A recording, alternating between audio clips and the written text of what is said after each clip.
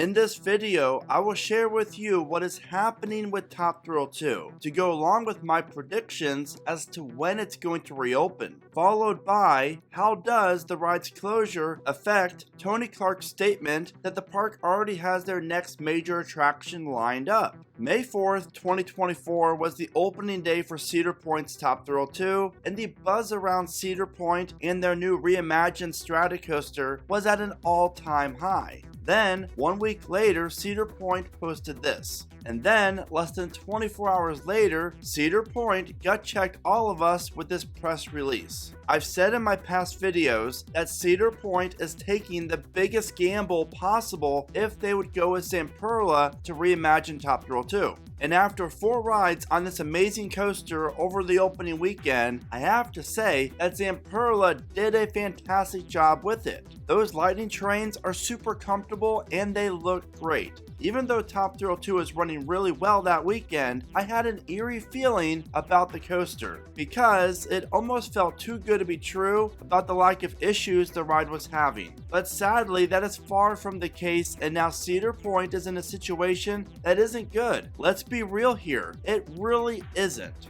Now, one positive with the closure of Top Thrill 2, this is now the best time for Cedar Point to figure out the locker situation, because clearly what they planned for this ride isn't going to cut it. So hopefully they can reconfigure part of the queue line, or at least reconfigure the locker area so they can include even more lockers to make sure that this line flows smoothly and people aren't getting too frustrated even before they step in line to ride the coaster. Again, those are my thoughts, but obviously the locker situation at Cedar Point for Top Thrill 2 really does need to be addressed. Top Thrill Dragster and Cedar Point were all over the news 3 years ago when the coaster had a freak accident that caused a 6-month investigation and a 44-year-old woman to be severely injured. And now Cedar Point states Zamperla needs to complete a mechanical modification of the ride vehicles, just 1 short week after the problematic coaster reopened.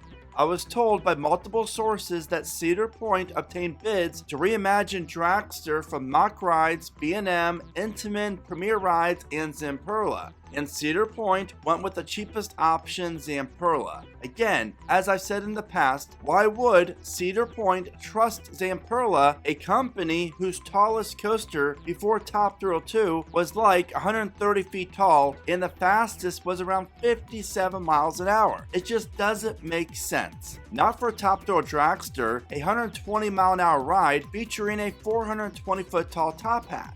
I am by no means trying to trash Zamperla here, because I promise you they will be building some amazing coasters for us all in the future, but it makes sense regarding the cost for both parties. Cedar Fair wanted to be cheap, and Zamperla wanted to get their lightning trains on a new coaster as fast as possible, and they sold the idea to Cedar Point that they could take on this magnitude of a project, and you better believe that there was most likely a discount involved due to this being Zamperla's prototype. I don't know about you, but I would feel differently about this if Zamperla already had a major coaster using these trains and everything was running relatively smoothly on it. But Cedar Point took the gamble and trusted Zamperla and these lightning trains to deliver. And like they say, you get what you pay for. Cedar Point's future depends on the success of Top Thrill 2. If the coaster is successful, and it still can be, then I predict that Cedar Point will have record-breaking years ahead of them, and we could see a major new coaster come as early as 2026. But if it's not, then I have to say the next 5 years look a little bleak for the Point.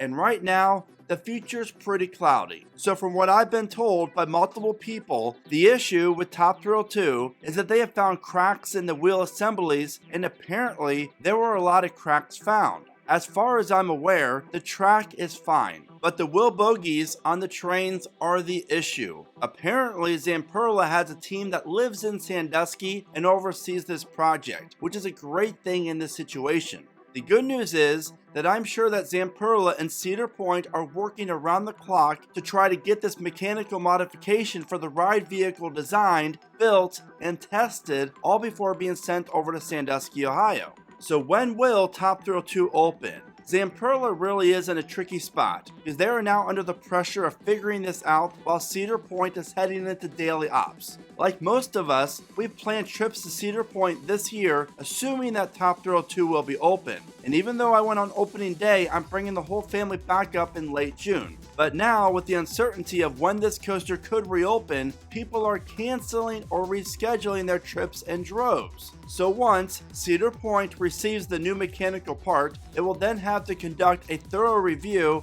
and testing with Zamperla to go along with Cedar Point's maintenance and ops teams, and then a third-party ride inspector. I'm not gonna lie, this does not sound promising because that it's gonna take some time. While I do think the park could get Top Thrill 2 back in operation within a few weeks, with Zamperla rushing this to get it figured out, I have to think, what's next? How long after it reopens will we see Top Thrill 2 close again for the same issue? There are so many questions and speculations out there. I recently created a poll on X, formerly Twitter, that had over 1,800 votes regarding how long Top Thrill 2 will be closed for, and over 40% of the votes were for 4+ weeks. And by the way, if you're not following me on X, then be sure to do so, and you can find a link to my profile in the description of this video. I predict that Top Thrill 2 will be closed until Memorial Day weekend at least. And again, I really hope I'm wrong here. I think there's a 10% chance that Cedar Point does reopen their new coaster this month.